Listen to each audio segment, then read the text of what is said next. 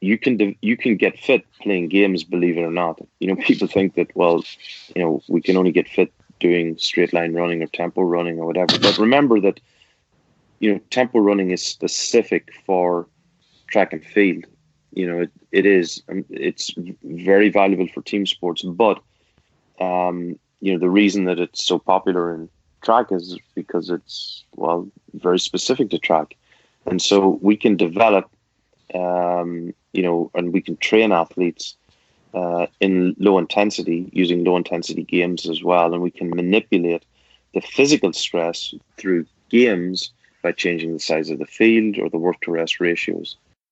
We may not be using the tactics in the off season, because that's going to be the sport coach's job for the most part. Like, the tactics are going to be based on what the sport coaches wants the players to do based on the game plan. So that's their realm. So we don't have to dive into that too much, but we can meet them in the middle on the technical side. So if we want to continue to use football, if you have a defensive back who struggles to cover in man coverage, and the defensive coordinator says, tactically, I do want to run more man coverage plays, but our cornerbacks just really aren't that good at man coverage. All right, coach, I hear what you're saying. So how about when I have the players in the offseason, I'm going to devise these situations where I'm going to challenge those guys to cover our best receivers in man coverage. Just doing these little isolated matchup game-oriented activities. So now you're meeting the sport coach in the middle from a technical standpoint, giving them the skills that they would want in designing the tactics or the game plan. That was Fergus Connolly and Cameron Josse, and you're listening to the Just Fly Performance Podcast.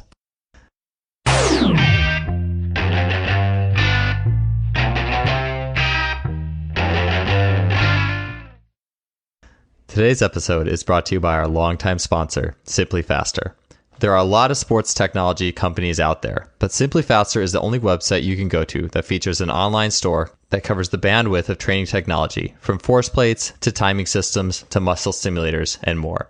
Some products of Simply Faster that I use and love include things like the Freelap timing system in K-Box, or coach's favorites such as GymAware. Recently, Simply Faster has added 2 units that as a coach you should definitely take a look at. The first is the Muscle Lab Contact Grid, which is an extremely affordable and portable, step-by-step, literally, system to collect data on jumps, bounds, sprints, agility, hurdle hops, and really as much as your creative mind can imagine. In what used to take a whole runway worth of data collecting strips, the Contact Grid does it all with only 2 small strips that together cover up to 40 meters of sprinting. Ground contact time, step rates, rhythms, and beyond are at your fingertips with this device. Another new unit, the VO2 Master, is an ultra-portable gas exchange analyzer.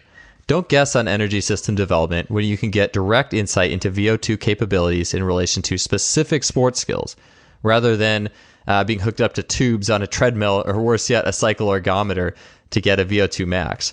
Think of the VO2 Master as your own gas exchange lab without the tubes and wires. Deepen your analysis in the specific conditioning preparation of your athletes with the VO2 Master today. These products and incredible customer service make Simply Faster your go-to for your sports technology needs. I'm happy to have partnered with them in sponsoring this podcast.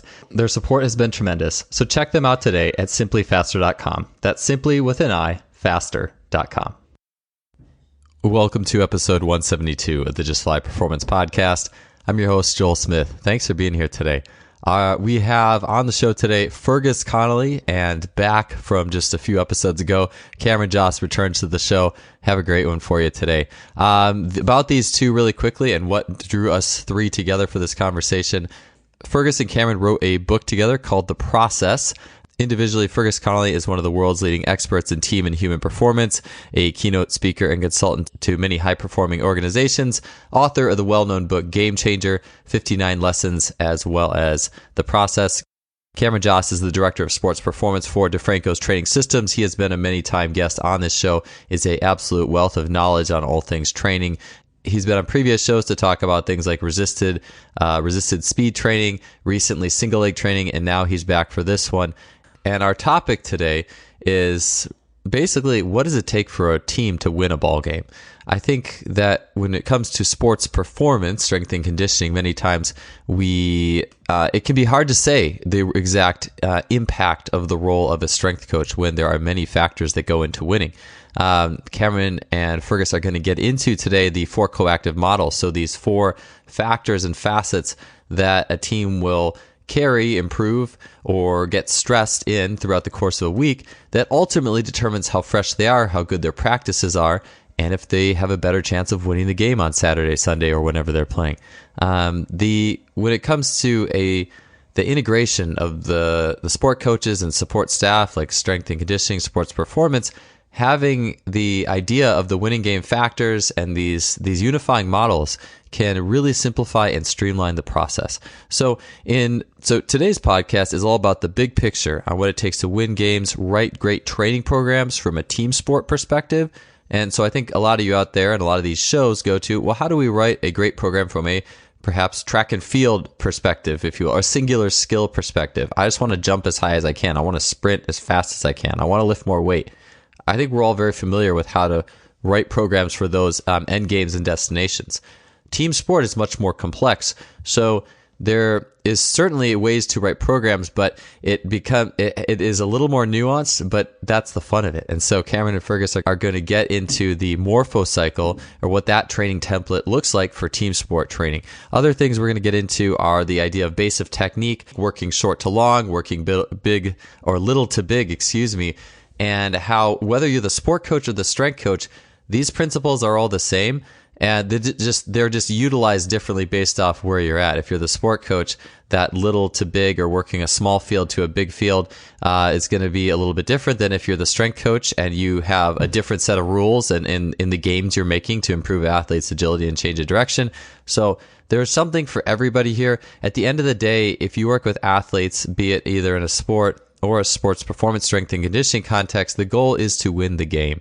And so that's what today's podcast is all about, is about integrating these fields, looking at a unifying factor of elements that bring success, and finding ways for the sport and strength and conditioning staff to integrate better, organize better, and just a lot of really cool insights and nuances that I think no matter where you are really helpful. And so that all being said, I had a lot of fun recording this show. Tons of great insights I took away from it. So let's get on to it. Episode 172 with Fergus Connolly and Cameron Josse. All right, hey guys, welcome to the show. Really appreciate having you here. So can we start by the story of, well, how did you guys get together, and what transpired to get you guys to write your most recent book? You want me to say it, Ferg, or do you want to talk about it? Go for it, Cam. Yeah, so as far as I can remember, it started by Joe DeFranco and we reached out to Fergus after he wrote Game Changer, and we wanted to get him on the Industrial Strength Show. And so we reached out to Fergus. He agreed to do it. We had him on the show. And when I read Game Changer, it really changed my life for the most part, because I was reading, mostly strength and conditioning oriented text at that point, because that's really all you had. And here was the first book that went well beyond that and talked about all of the different factors that go into developing performance in team sport. And I was blown away by the whole beginning, where Fergus overviewed the game and the principles of the game, and even just as far as he connected all the dots in such a way that I'd never seen before. So I was totally taken by it. And after we did that show with Joe, I stayed in touch with Fergus, and I was saying, based on what I've read in Game Changer, here's some ways that I think this stuff can be applied to football, just some of my ideas, and, other sports as well.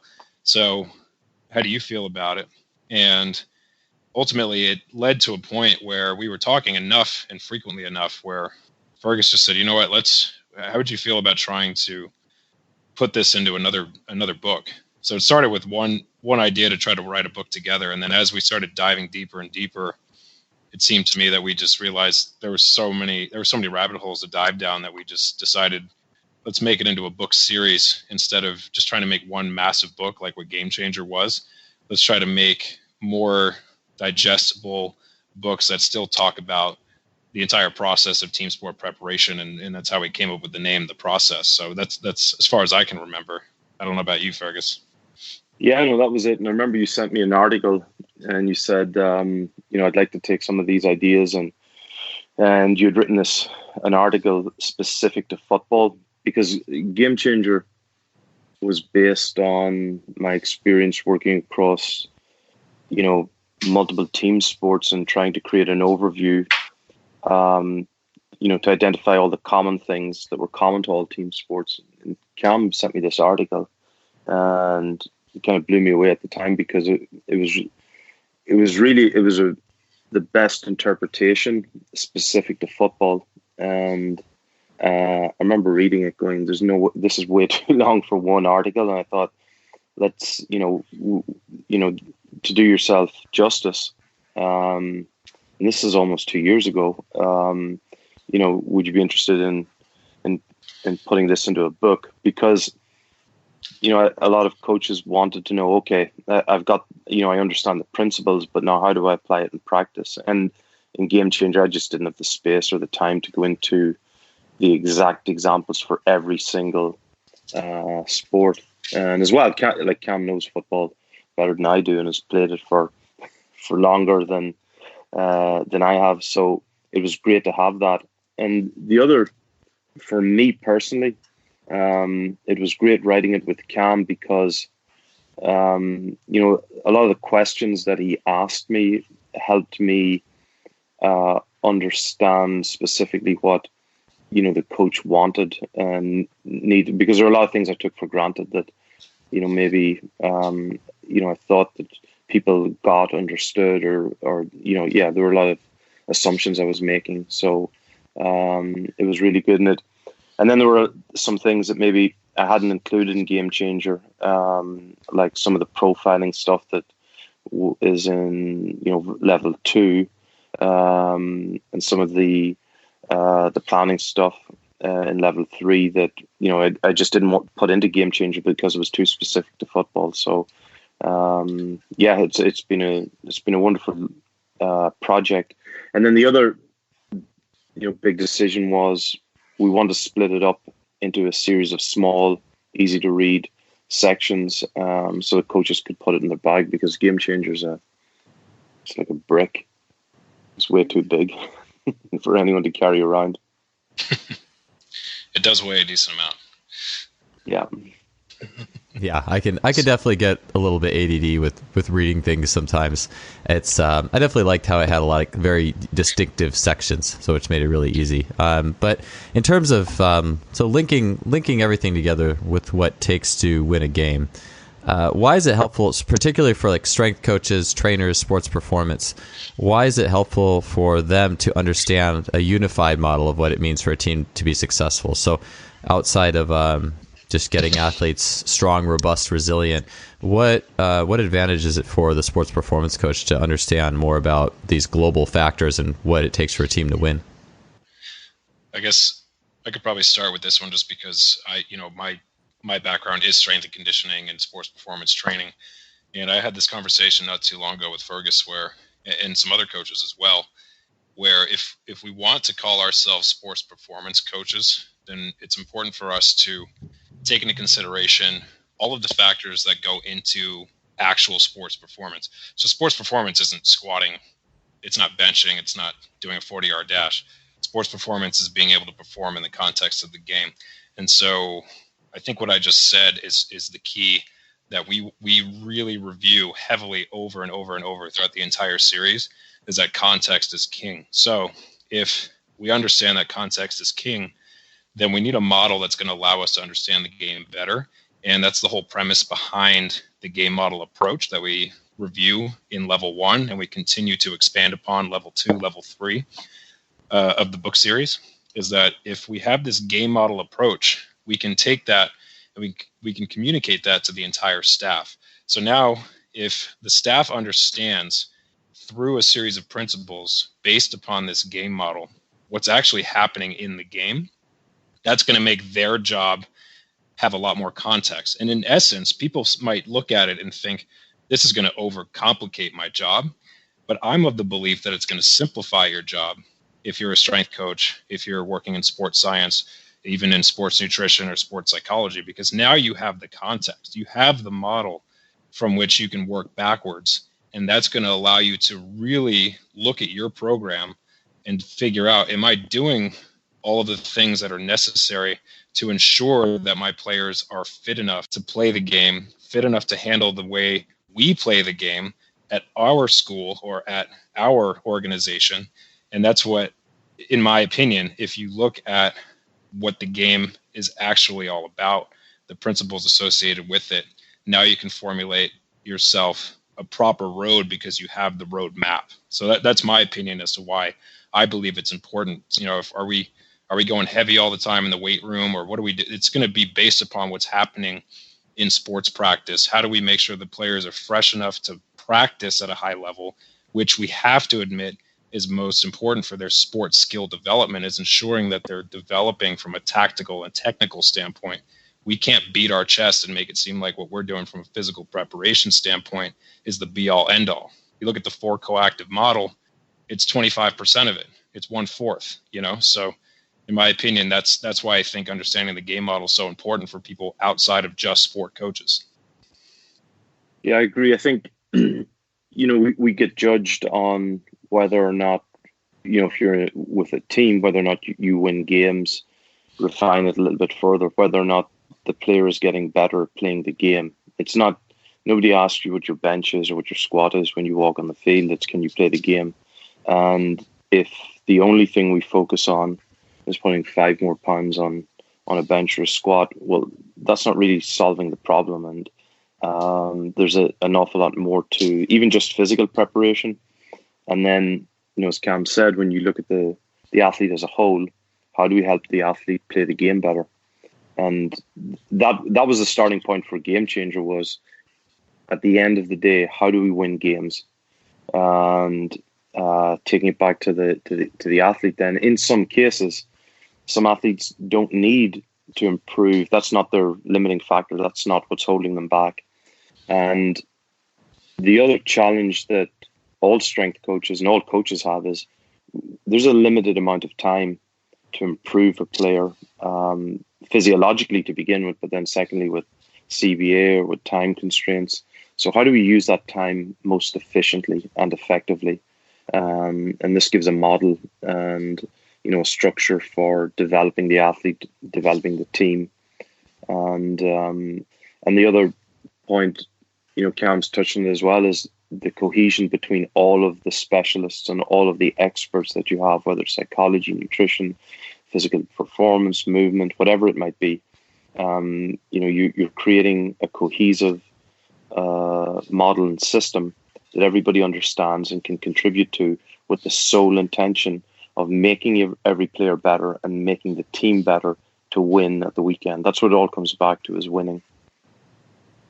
Yeah, I think that having a unified model can definitely streamline, and I think, Cam, like you said, could simplify the process.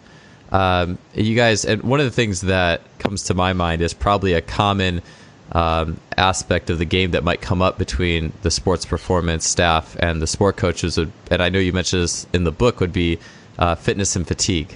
Like, our team we didn't play well because we weren't fit enough in X, you know, the fourth quarter or something like that. And I like to get into the practical elements as much as we can, just to kind of get it, because it's easy. I think sometimes it can be easy to say, okay, we have this model, but when we get into the nuts and bolts, like, what does that mean? So maybe a practical question would be, well, what's something like fitness or how does that factor in? Because that's something, obviously, that's directly the sport performance coach, or strength and conditioning, obviously, if you call it that's right in the name, is very responsible for. So how does that interaction, like, what, using that as an example, how would that work in the unified model of game performance and gameplay?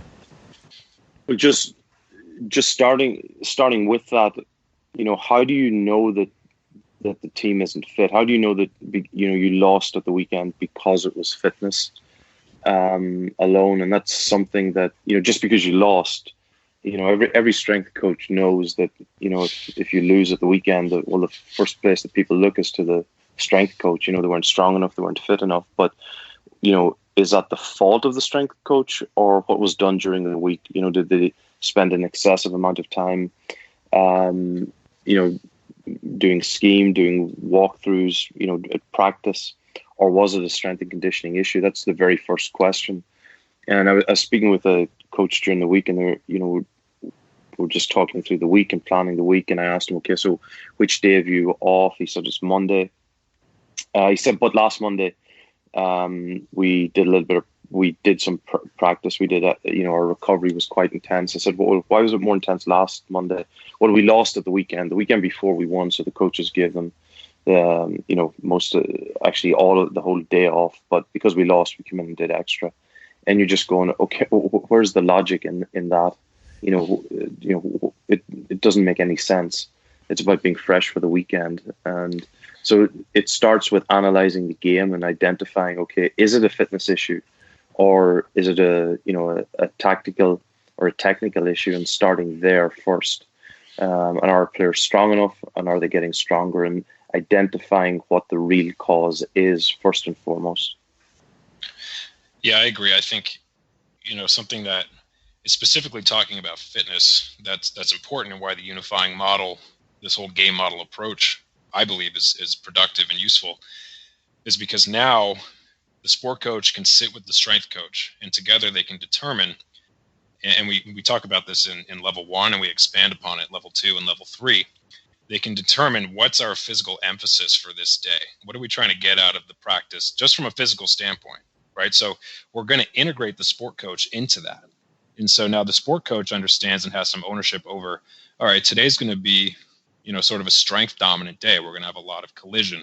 We're going to have a lot of explosive power, a lot of overcoming of resistance. So if we're talking about football, we're going to try to purposely include situations of tackling or blocking with intensive actions. And we want players to be exposed to something like goal line, if it's football, where they're going to have to overcome a lot of resistance, because the theme of the day is strength. And now the sport coach knows that, and the sport coach starts to understand, hey, sports practice is not just technical and tactical preparation. There's a physical preparation component to sports practice as well. And now it's aligned between those coaches. So the strength coach will now see that and understand, all right, we understand in practice, this is a day where we're going to emphasize strength and tension and explosive power. So I can now concentrate that loading effect with what I'm doing in the weight room and support it, because I already know what the practice plan is going to be based upon the physical emphasis of the day. In another example, maybe the following day is going to be an emphasis on endurance or aerobic capacity, whatever word you want to call it. So again, if we're going to use football as the example, on this day, we're going to focus on a lot of passing, downhill attacks. So we have more running volumes happening. We're going to do up tempo, 2 minute, get on the ball, snap the ball quickly. Let's get the ball down the field and try to score as fast as we can. We're going to emphasize those situations to push the aerobic endurance component on that day. And now the strength coach knows that as well. So now the strength coach says, okay, so today's our endurance dominant day. So in the weight room, we can focus on things like hypertrophy, strength endurance, or just anything that's going to be compatible in terms of workload compatibility with endurance. So we're going to try to make the adaptation, as specific as we can, by aligning these principles between practice and between what we're doing in the weight room. But everybody has a role. Everybody understands what's going on. I think I see a lot of strength coaches nowadays that want to have almost too much control over the whole process, in my opinion, where they're almost trying to overpower the sport coach. Like, here's what I know, so let's just try to do it my way, instead of trying to meet the sport coach where the sport coach is, meet in the middle and just say, hey, do what you do, but let's just be on the same page where we understand here's how we're stressing our players' bodies in practice and in the weight room, if that makes sense. Exactly. And by doing so, it's all about emphasizing and dominance, as opposed to being like, we can't be specific. The cell, the body, the nerves, they don't know exactly the exercise. They're just getting a stimulus. And what you're doing is you're ensuring that the stimuli that the body are receiving are being as aligned as possible. And it also allows the strength coach, probably most importantly in team sport, to decide to cut the volume or cut mostly the volume in the weight room if practice has been, a little bit longer than it might have been, or he can judge afterwards because you've got a little bit more control in the weight room than you might have in practice. Or he can, if certain guys have gotten, more reps than was expected, their volume can be cut in the weight room. So it actually gives, the coaches far more control over the experience and the stimulus that the players are getting. So it clarifies and it unifies. And again, I keep coming back to, it's not about whether or not, the strength coach is just getting guys stronger. Of course, that's part of it, but it's about, are we going to be prepared at the weekend to win? You're listening to the Just Fly Performance Podcast, brought to you by Simply Faster. Yeah, one of the things that I think about, and I think there's a few shows I've done in the past, Nick DeMarco's being one of them, that has reminded me of, or the idea of, my background's track and field. So my life for a very long time, and even still now, I am always thinking about weekly setups to train a skill like sprinting or jumping or some a dynamic output. And how do you set the training week up to optimize that? Like, we all are familiar, I think, with Charlie Francis and the high-low, or basically like what you guys were just alluding to, like one day is maybe a high-intensity day, the other day is a volume day, and there's however many ways to do that. And that, to me, I look at it and I'm like, wow, that's really exciting, because it's like, if we're going to peak on the weekend, or as if it was a track meet, for example, and you wanted to jump as high as you could, you need to have your week look like X, or the past month look like X, Y, and Z.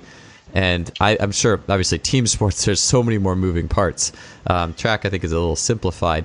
But a question I wanted to ask you guys are, do you notice any trends? And we were talking about like these models of how to do this. Are there any trends in how a successful training week for team sports, and let's just say field sports, maybe football or a sport with related requirements, how are training weeks set up in elite organizations? Like, are elite, or a lot of elite organizations, starting to really take this on, where there is a mesocycle model or a weekly model that, hey, this works pretty good for getting people fresh for the weekend?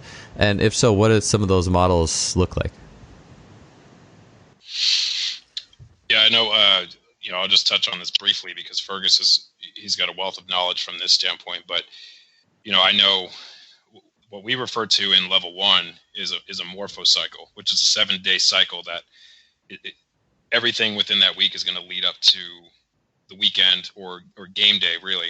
So everything's got to lead into the game, and it's based on a tactical periodization approach. And in that model, it's just the game is what's most important.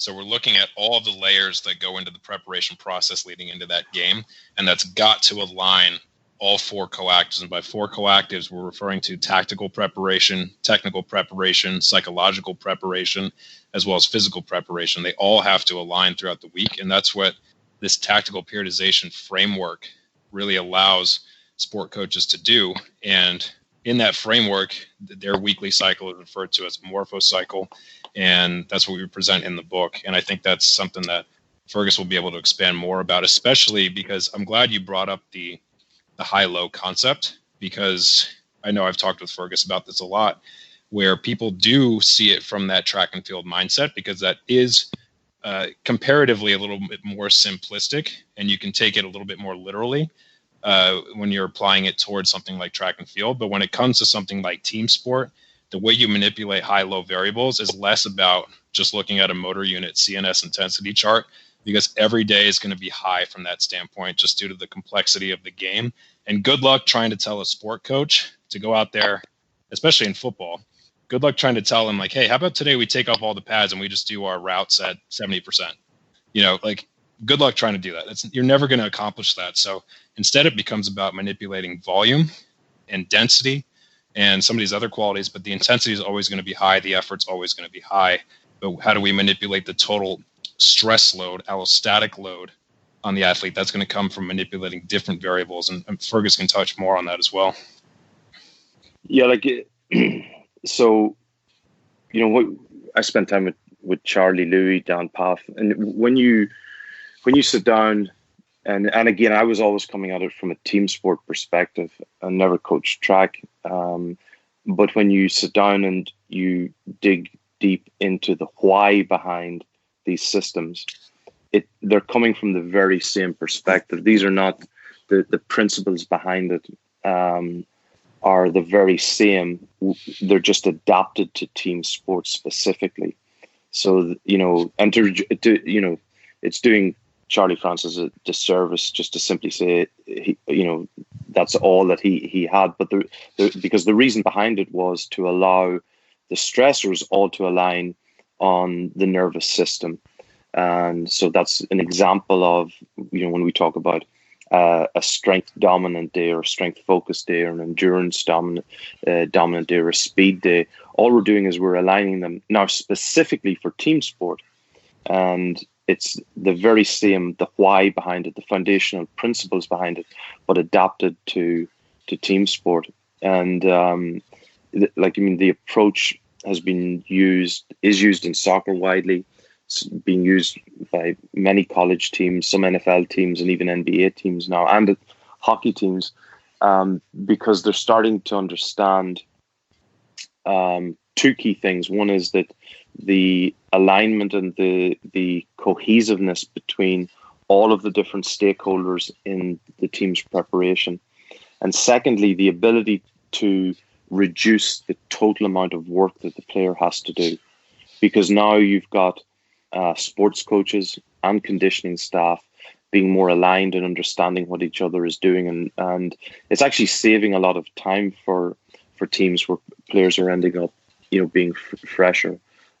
So it's a far more simple model. It does mean, that everybody has to check their ego at the door, but in the most successful teams, and if you talk to strength coaches at the well-known, very successful teams over the last 10 years, they're the ones who maybe in some cases actually aren't as well known, but they're more aligned with the coaching staff and they're not ego driven. They're ensuring that they're doing their job to the best of the ability for the sake of the team, not for just their promotion, putting 5 pounds on the bench. It's about, can we win at the weekend? Yeah, I could definitely agree with that. If there's not alignment between the staffs or the sections of the staff, that athletes will most assuredly be doing extra work that's likely unneeded. And it's like I always enjoy even just hearing something like hearing things like Tony Holler and the Feed the Cats in a very minimalist approach. Everyone's just like such a breath of fresh air for so many people because they're just so used to everything being completely the other direction, where athletes are continually overworked and overconditioned, and there's just too much, and cutting the fat out of things. What it really means is that every single rep and every single exercise, the quality is far, far greater. So rather than just purely looking at it from a quantifiable perspective, as in a time or a weight, it's the qualitative assessment as well. Is the movement correct? Is the movement efficient? And that's the key component. And like if you take Charlie's work, when you look at how he would look at movement with athletes, you're talking about the skill. There's a huge amount of skill in track and field in the same way as there is in team sport, but it's just viewed slightly differently. So what we're really looking at doing is improving the quality of every single rep that's being done. So in effect, it's actually demanding more of the athlete with fewer reps, because as the athlete runs every single rep, you want it to be refined more and more in terms of the nervous system. So the athlete is running a rep, they're stressing the body far more effectively and therefore becoming more efficient. So the quality is going through the roof with less total volume. Sure. That's obviously where it really comes down to it. It's the rep quality, the technical execution, and obviously keeping athletes fresh enough to accomplish that. One thing. Correct. Yeah, because better is better, and we've become, over the last 10 or 12 years particularly, we have this perception that we can just outwork everybody. you only have to play the game once. You know, you don't have to play it tomorrow. You have to play the game once. You have to win once, and that's why the quality is critical. So with that in mind, and I know Cameron, you had mentioned this, like how 2 days might fit together, a high day and a low day, but what that looks like in terms of actual team sport, which is much more complex than a track and field event. But how might a whole, if you could construct a whole week, and maybe this could be utopian, I don't know, because obviously there's going to be like the track strength coach kind of way. This is how I do a track strength coach type mesocycle for a single output, a lift or a jump or whatever. But then there's the team. Are there any? And I kind of had asked this before, but what would a week look like if you, knowing what you guys do about what makes a good practice and a great week?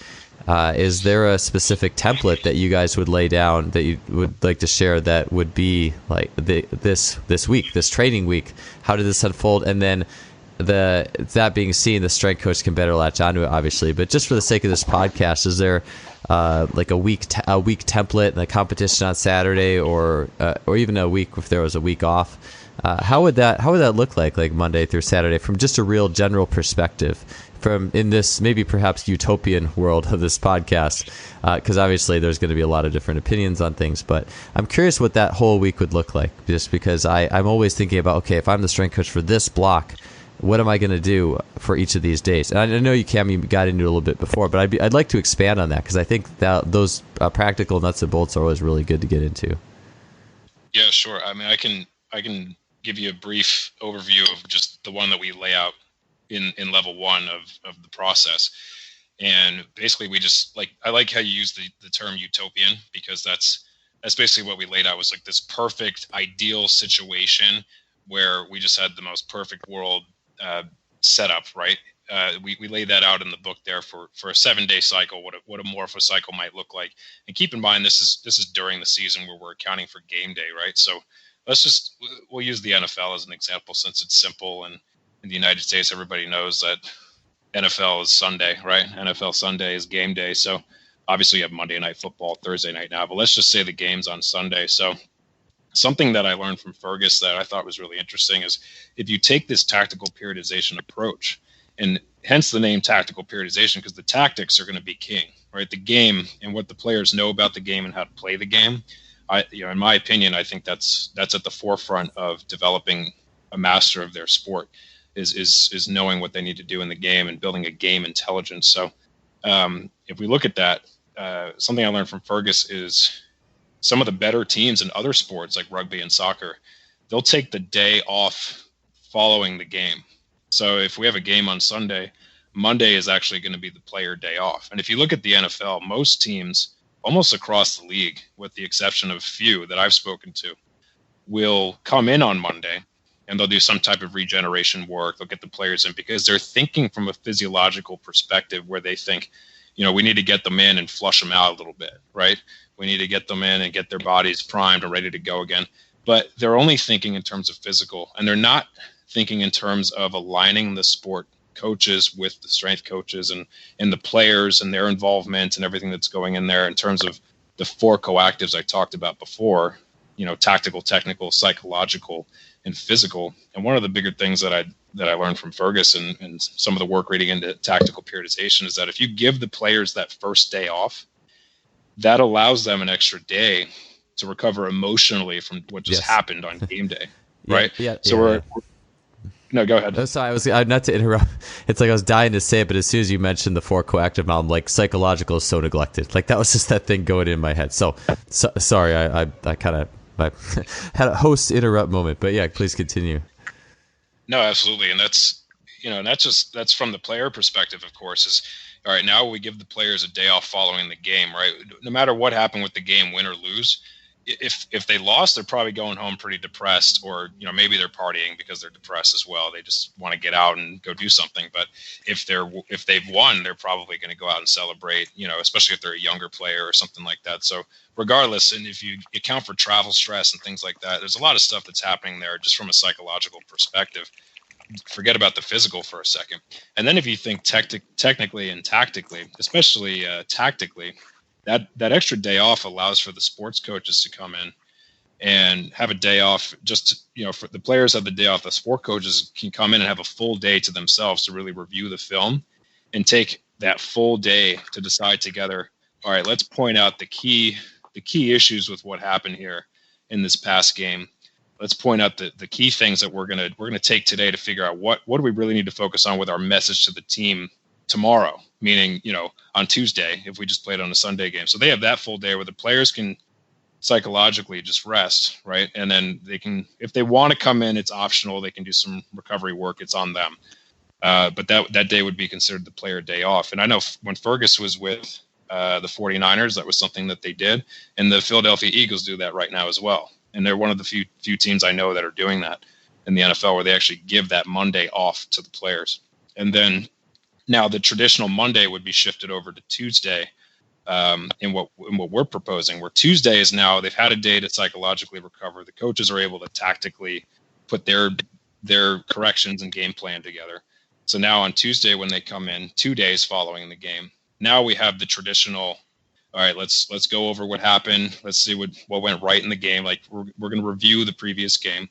And then physically we'll go out and we'll do some activities that are game-like, because we're going to try to use basically the same stimulus that caused the fatigue. We want to use that at a lower intensive level with lower volume to just sort of jumpstart the recovery process 2 days following the game. And even if you want to think of it from a CNS standpoint, we give them a good 48 hours to recover as well, if you're thinking about those general Charlie Francis guidelines. And then following that's more of a review day, right? And then following that, we're going to have 3 developmental days on Wednesday, Thursday, and Friday. In the 3 developmental days, we want to probably start with a strength tension-oriented day earlier in the week. And a lot of football teams are doing this in the NFL, where if they're going to pick a padded practice, it's going to be that day. It's going to be on Wednesday usually, or, so that's where they want to focus on a lot of tension, a lot of strength and things like that. And then they could follow it up with that endurance day, like I led on before, and then follow that up with more of a speed-oriented day. And the speed-oriented day is now going to be probably just in helmets, and we're really looking at speed of decision-making more so than physical speed, but physical speed can still be high as well. But we want to see the players running around crisp, playing fast, operating at an effective level. So those 3 days are developmental days. Those are your bread and butter days to come in and really develop the new game plan, continue to fix the corrections that are most important based on major limiting factors from what happened from the previous game. And then following that, those 3 developmental days, we're probably going to have a couple days to review and refine, depending on if we're playing a Sunday or a Monday game. And those are the days where it's more of just, let's review and refine what we're doing. Maybe it's a walkthrough or a slight run through. And then we have to start getting ready for game day. So that's like the perfect scenario model that we present in the book. But there's obviously real world examples that can get a lot more complicated and hectic at times too.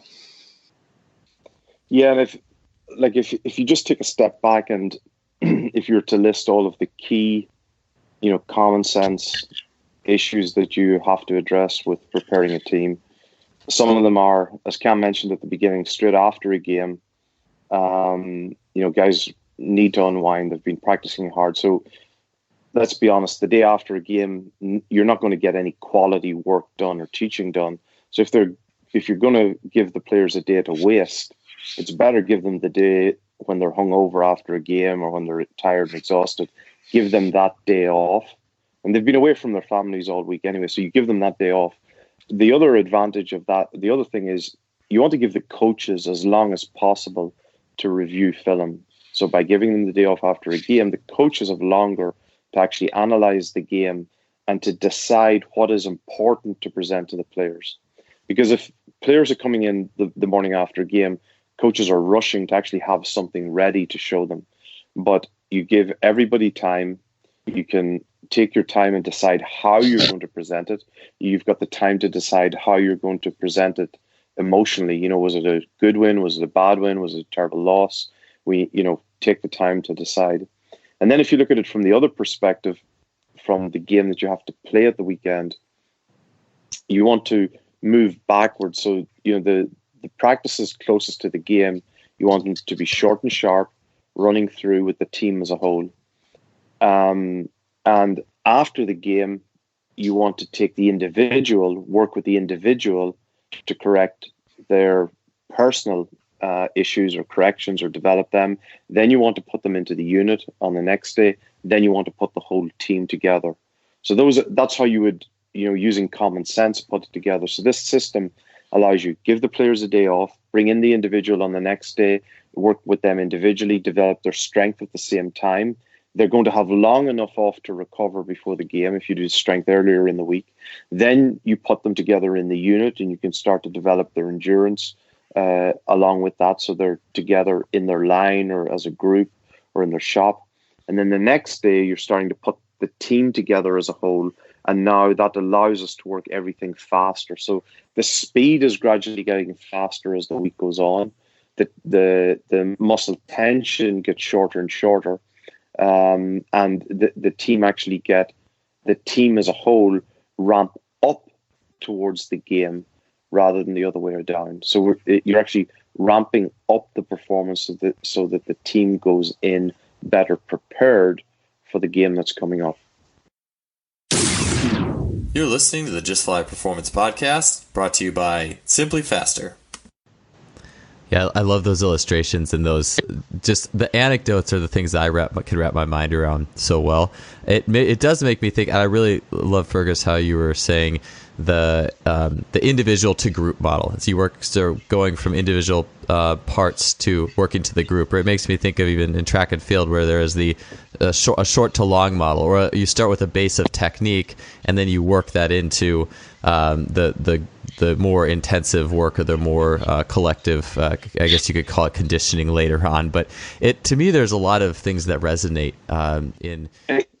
Exactly. And it's one of the things that in track and field, when, people are taking the track and field principles to team sport, that, they forget or maybe overlook the technical component of sprinting. And the advantage of going from short to long is not simply force output. It is that technique correction.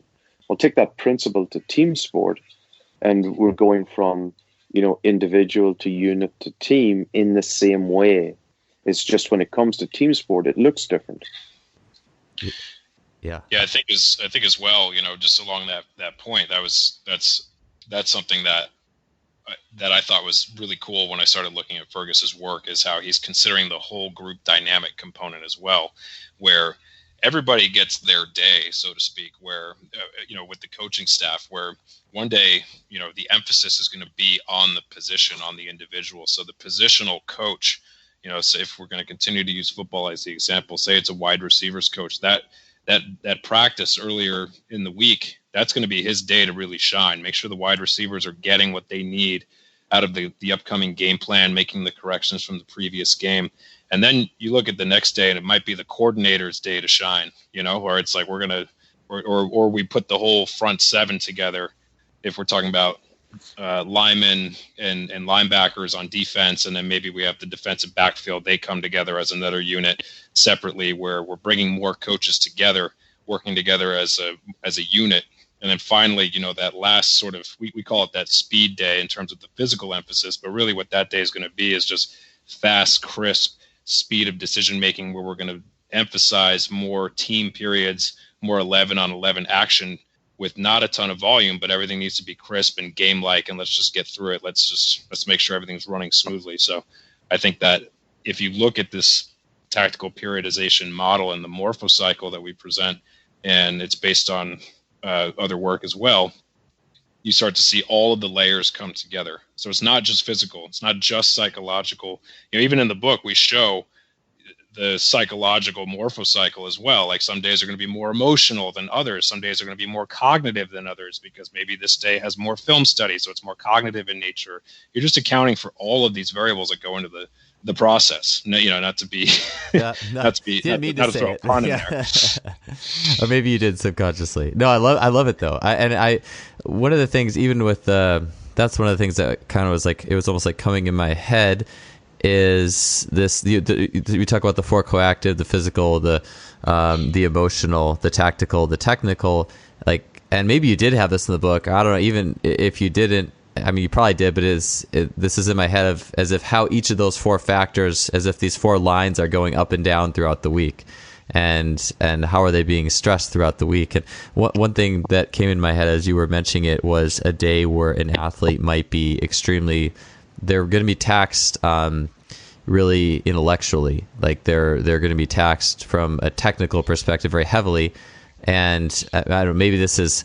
I don't think in sports performance, I don't know if this is the case. They're not going to be introducing really new lifting paradigms in season or anything, but maybe even in off. And I know the Soviets had this thing where they weren't doing heavy strength and technique at the same time or something like that. But it makes me think about the demand on the player from, like if you were going to teach a player like an Olympic lift, like a complex Olympic lift on a day, and they already were spending the whole day or they're already spending a huge chunk of the day learning their actual sports skill, like where do some of these, could there be a potential clash or conflict? Like, are we looking at, if we're looking at a player's battery in terms of learning what skills are important to learn right now? I don't know if that ever I don't work with football, so I don't know if that becomes a conflict. That's something I'd never really even thought about until now, would be maybe learning new lifts. And I mean, I've heard it before, like the idea of, just make the lifts as simple as you can, because there's a lot, the player has so much to learn in their sport anyways, right? And so I've definitely heard that argument. And I believe DeFranco's doesn't really use Olympic lifts, and we've heard that argument too. So I'm just throwing that out there. That's something that came into my head that was interesting to me. No, you go ahead, Fergus. Sorry. The principle. No, I was just going to say, like, even just simply considering that is important, and that's why, ideally you keep the game has so much complexity. Practice, learning has so much complexity in it.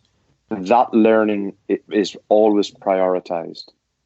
So you want the player to be as fresh as possible for practice, to learn, what the coach is telling him. But then from a nervous system perspective, as they run routes or as they adjust, or if there's a huge agility component, that places enormous stress from a learning perspective on the nervous system.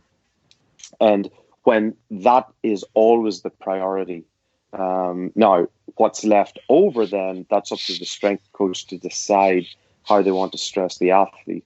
It's best to keep it as simple as possible, and it's best to keep it, and it's as simple as possible for the player. So, for example, I've worked with soccer players, goalkeepers actually, who had been Olympic lifting from a very young age. So they could go an Olympic lift, because they were able to, and there wasn't a learning stressor on them. But in some other cases with athletes who haven't been doing it, and there's a lot of complexity for the athlete to execute the lift, you might not do it. So it's not, are you against Olympic lifting or not? It's looking at it from a really intelligent, common sense approach. How much have we left in the battery, so to speak, from a learning perspective, and how much do we want to stress the player?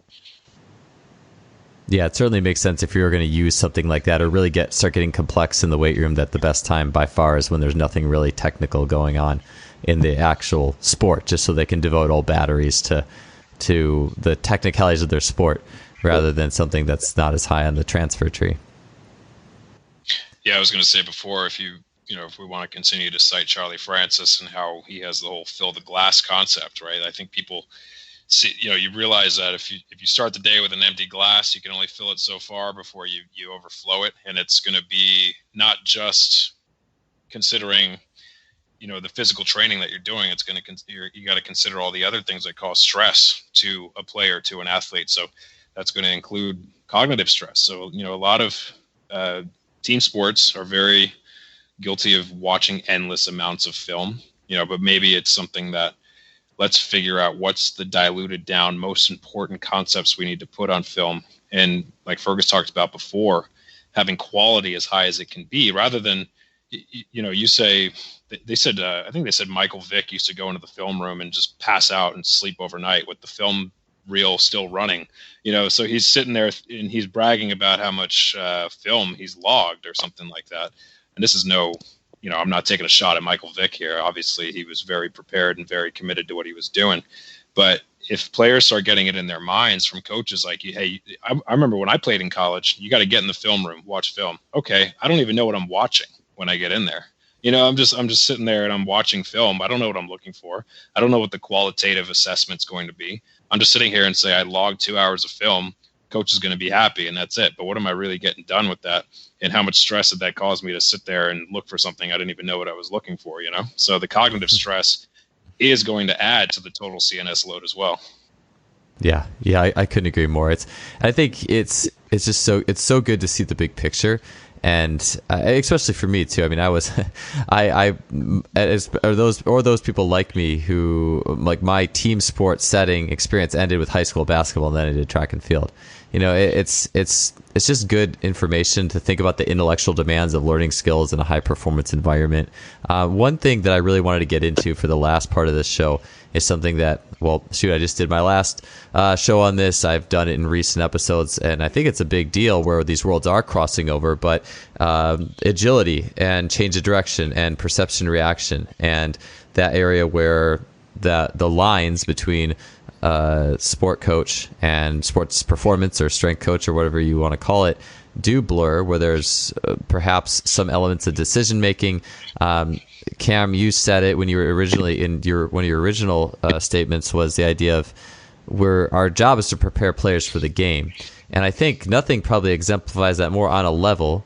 I mean, obviously we need to get players strong enough to play the game, but then being able to move better in the game. And that might be the grayest area, I think, of all these things that we work on. I mean, you guys can give your take on that too, but and I think in the book you guys talk about, and obviously often cited, like Jerry Rice, like not a great 40-yard time, but great decision-making skills. I'm not sure where to start on this from a specific perspective, but maybe just from a general perspective, could you guys talk about that gray zone in that world of just, maybe we could call it movement training for really any athlete?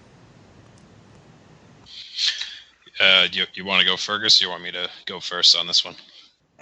Well, okay. That's not an easy question. Sorry, I threw a bomb out there. No, not at all. No, like, look, one of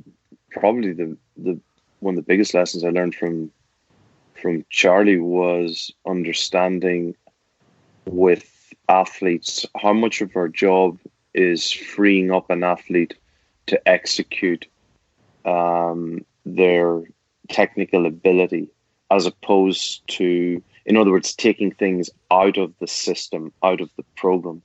So both taking it out of the program, but also removing tension from the athlete to allow them find their ideal movement pattern.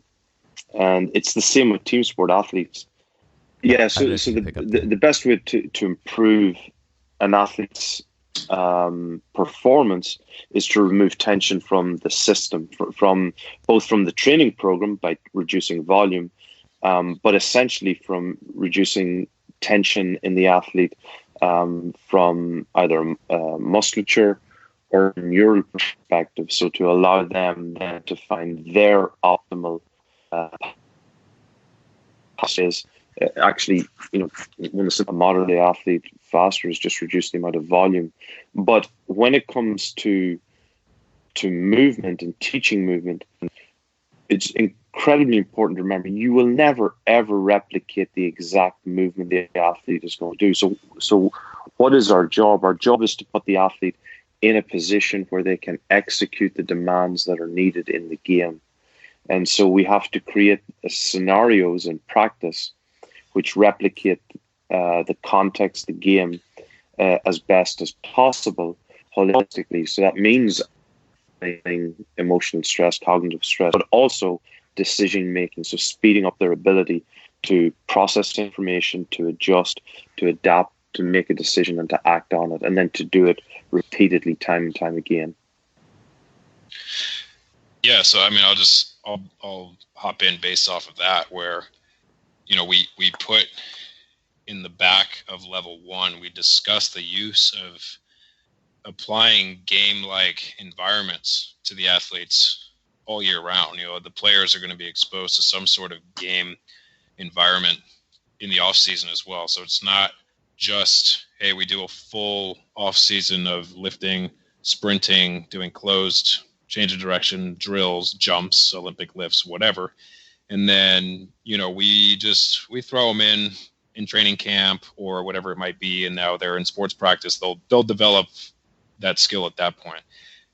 Because going back to what Fergus alluded to earlier in the podcast is we have to take a skill-centric mindset to all of this stuff. So if we think of everything from a skill standpoint, we start to understand all the different layers a little bit better. And so this is something where you brought up Nick DeFranco. I talk to him every day about how do we develop the athletes from a skill-centric standpoint practically, right? It's not enough just to say it. We need to figure out some solutions here as well. So talking with Nick, if we can use, we just call it training games in our book.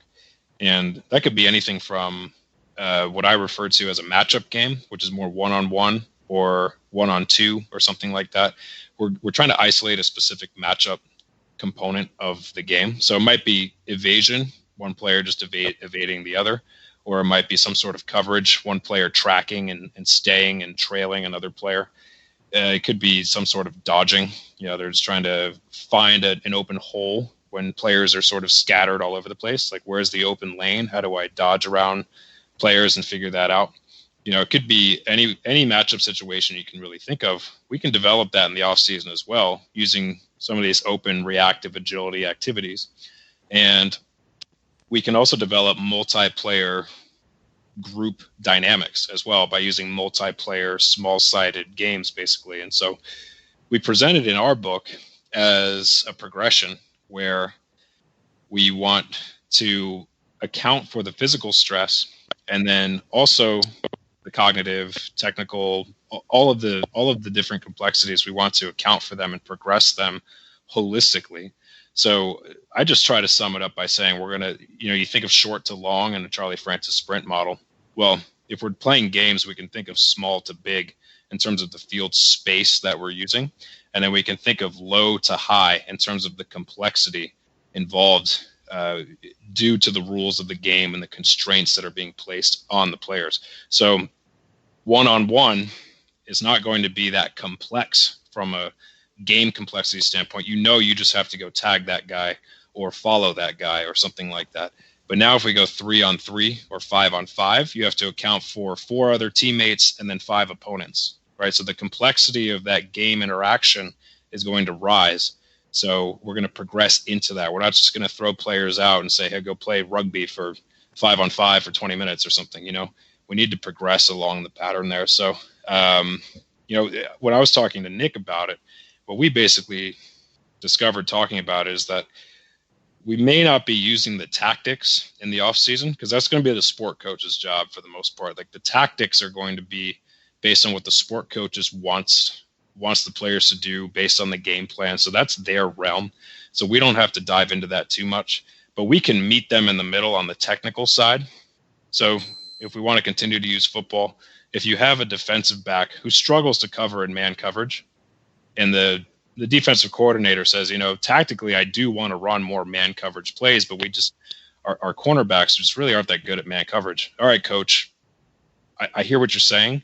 So how about when I have the players in the offseason, I'm going to devise these situations where I'm going to challenge those guys to cover our best receivers in man coverage. Just doing these little isolated matchup game-oriented activities. So now you're meeting the sport coach in the middle from a technical standpoint, giving them the skills that they would want in designing the tactics or the game plan. So, imagine being a defensive coordinator or offensive coordinator in football, and the players come back to you in a perfect world, of course. They come back to you and they now have any skill you want them to do. It's like, do we want to call zone coverage? Well, they know how to track in zones because we worked that doing these multiplayer games or whatever it might be. Do we want someone who can cover somebody in man who's very fast and very quick and very efficient? Well, we developed that with our matchup games with these one-on-one situations. They feel very comfortable in the face of being on an island at this point because we developed that technically in the off-season. So now we've had this whole off-season period to work on that technical execution. And of course, so we're going to work on the physical component in the off-season. That's obvious: strength, power, speed, endurance, mobility, all of these different things. But we can meet in the middle from the psychological standpoint and the technical standpoint where now the sport coach probably isn't going to be the be-all, end-all of physical preparation, just like we're not going to be the be-all, end-all of tactical preparation. But the others, we're going to sort of meet in the middle, and we still understand where everybody's coming from. And we know that this is what the sport coach is going to want from the players in terms of their execution, their skill. We can work with them together and build that in the off season. Yeah, think of it as GPP and SPP for team sports, for the game. So you go from general to specific. And so you're developing the general team sports skills of movement, evasion, as Cam says, and you build those through.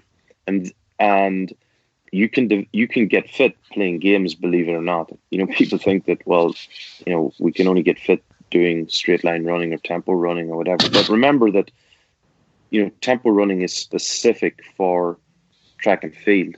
It is. It's very valuable for team sports. But, the reason that it's so popular in track is because it's, very specific to track.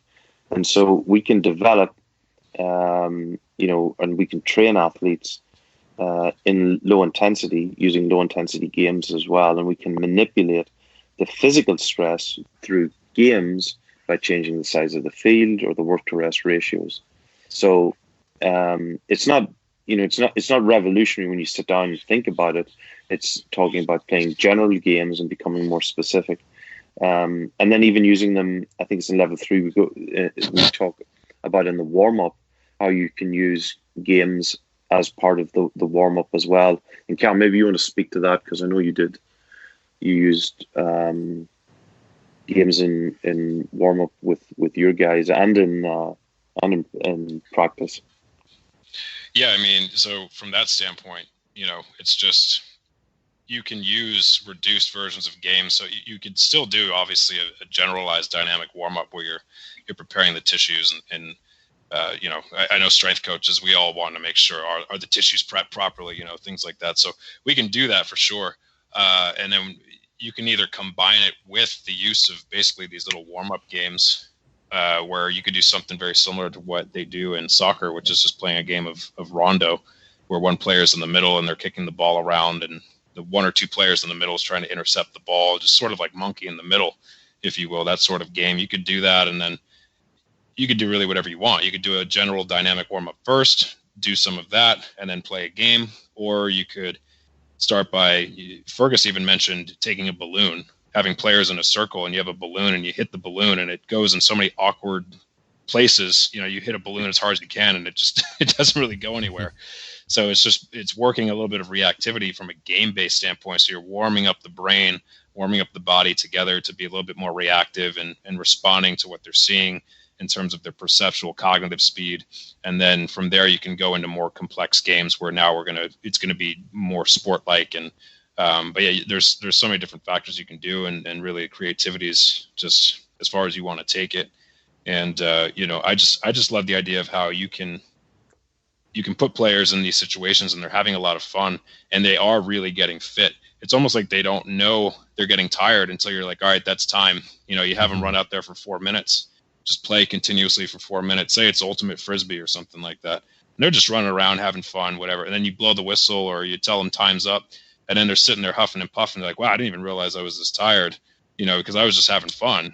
And, I had the conversation with Matt Gildersleeve at Buffalo where he's like, I want to start incorporating some of this stuff because I want my players to be exposed to stress and anxiety that's game-like. So that's going to build the psychological component. So, you tell me what makes more sense for a player that's got to cover a guy man-to-man, having him cover somebody man-to-man and just experience that anxiety over and over against his team's best receivers in the off-season, or having him carry a log over his head for 5 miles, something like that. What's going to be more conducive to the sport? But the thing that Matt was worried about at Buffalo is he was saying, I'm just worried about guys that are going to be just plodding and not really trying too hard. And I told him, I said, well, then you can take those guys out of the game, which is fun, and go have them ride an assault bike or pull a sled for, the 20 minutes. Well, give them something boring. They'll want to hop back into the game real quick. Yeah, and you had guys coming back wanting to play games rather than do conditioning. The traditional conditioning. Remember that? I literally had my NFL players. I had a group of NFL players, and I started playing these games with them. And after the first week, they came in and they said, I know you like to switch up your program every couple of weeks and add some variety and variability into the training and all of that. We love that, but do not get rid of these games. Yeah, the power of play. And sorry, one other thing is what you're doing is you're taking a fractal, which is basically you're taking small elements of the game, but you're keeping them whole. So they're playing smaller versions of the game. So it has everything there: proprioception, reaction, movement. All of those things are part of these, small-sided games, or tactical games, or dynamic games, whatever title you want to put on them. And they're also being a movement screen. People think, the two big concerns are, they're going to get injured. Well, no, they're not going to get injured if you start at low intensity and build it up as you would do in a normal warm-up anyway.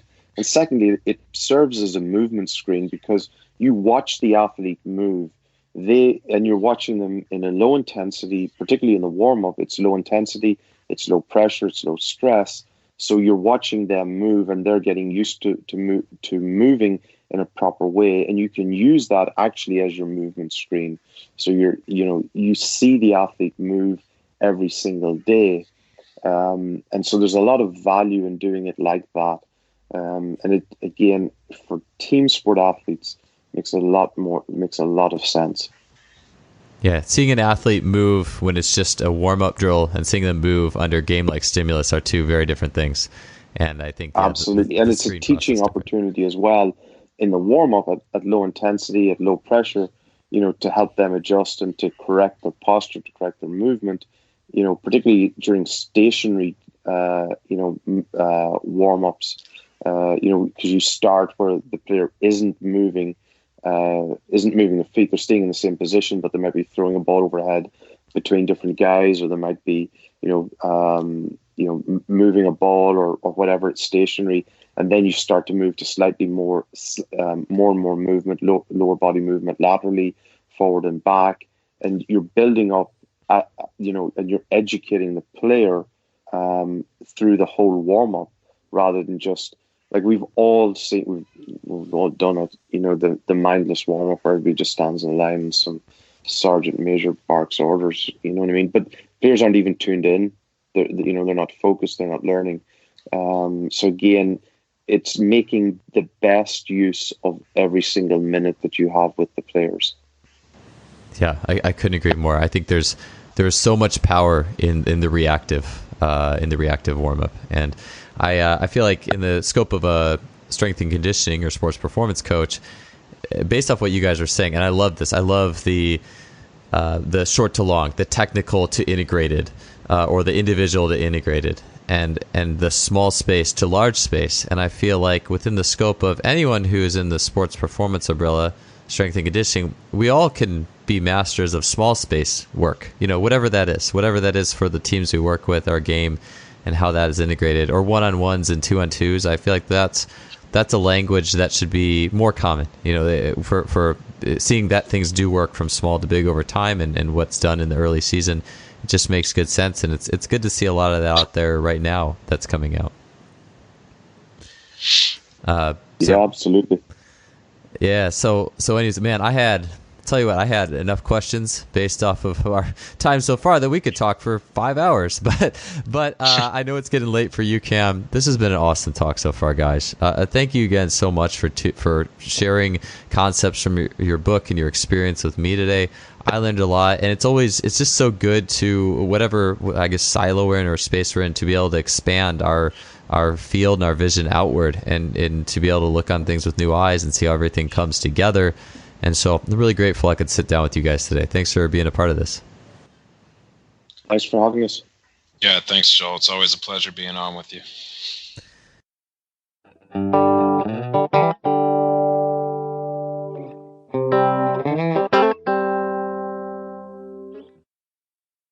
All right, thanks for tuning in for another show. Appreciate you guys being here with us on this journey that covers many corners and aspects of the field of sports performance, strength and conditioning, singular skill development, jumping, sprinting, and far beyond, obviously moving into sport, team sport. What does it take to win, success, performance? I love this stuff. I love talking about having these conversations. So again, thanks for tuning in, being a part of this. If you enjoy the show, what we're doing, you can really support us and help us out by leaving us a review on iTunes, Stitcher, or whatever you're listening to the show on. Also, our sponsor, simplyfaster.com, suppliers of high-end training technology. They have been a longtime sponsor of the show. They have an awesome online technology shop, things like the Freelap timing system. I use it all the time and love it. Many other items there like the K-Box, contact grids, muscle stimulators, EMG shorts, and more. They have an awesome online supply for your sport tech needs, an awesome blog as well. So be sure to support them as they have been a longtime supporter of us. All right, that does it for this week. We'll see you guys next week. Have a good one.